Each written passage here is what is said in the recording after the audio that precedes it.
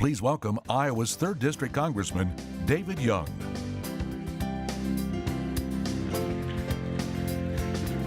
Sit down, please. It's okay. Hey, it's great to be here. First thing I want to let you know is I am not running for president. In case you didn't, there you go. We get some applause over here. I don't know if that's good or bad. I would have been here earlier, but I was down in Creston for a legislative coffee in Town Hall, and then I was over in Corning for a legislative coffee in Town Hall. Then I stopped in Van Meter to change clothes where I'm from, and I noticed the snow was melting in my front yard, and my ditch was filling up with water, so I got the wet vac out really fast before the EPA flew a drone over and declared it a wetland.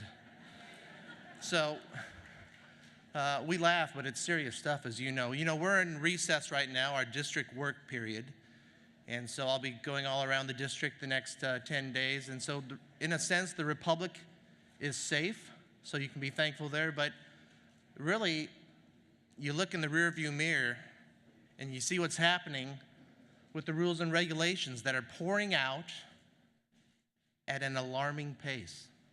And sometimes we find out about them too late. And so we need to make sure that we keep our eye on the ball and we don't abrogate our authority as members of Congress. We've given too much authority to the agencies and to the administration on these rules. Congress is the policy-making body, and Congress is at fault here. The most dangerous line sometimes at the end of a bill is that line that says, "And all rules subject to this law shall be promulgated by this agency or that agency." That's very dangerous. We need to stop that. And in that rearview mirror, we see what the EPA is doing, cap and trade, messing around with the renewable fuel standard, trying to redefine water under the Clean Water Act. We need to ditch that rule. It's harmful to agriculture. Now, agriculture, as you know, here in Iowa, it's more than just our economic engine here in the state. It is our heritage. It's who we are. Living off the land, being sustained by it, it's in our DNA. You know, I'm a 6th-generation Iowan, and my great-great-great-grandfather, Wesley Carl Splitgerber, and his family, they emigrated from Germany to Pocahontas County, and they settled near Fonda and Varina. And they worked the land. They farmed, they passed it down, and they left it better than before.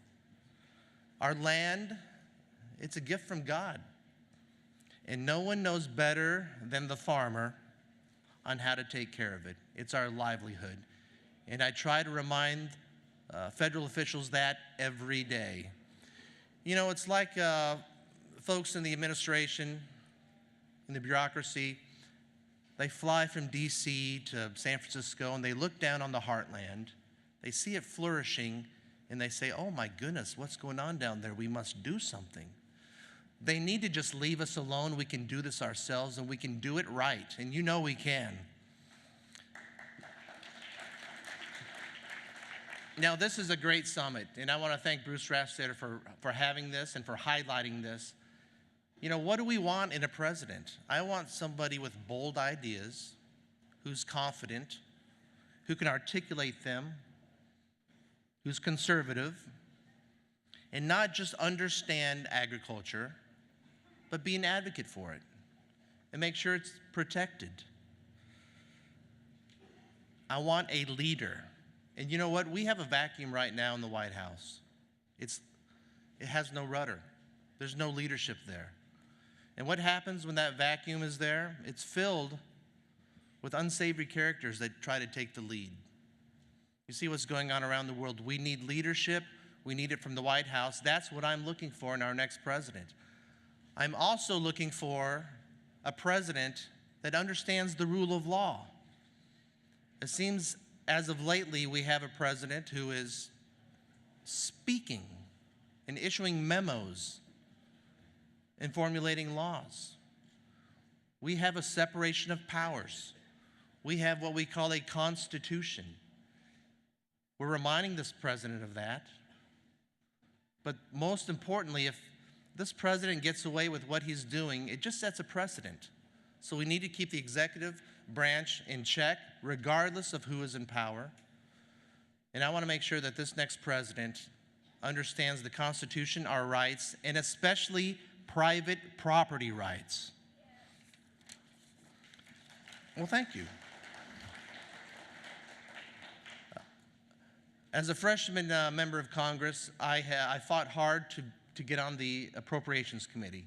It's a highly coveted committee, and I was able to land on that. You know, for the past 60 years, we've had a voice in Iowa on the Appropriations Committee. Congressman Neil Smith served on there, Senator Harkin, Congressman Tom Latham. But with their retirements, there's a void.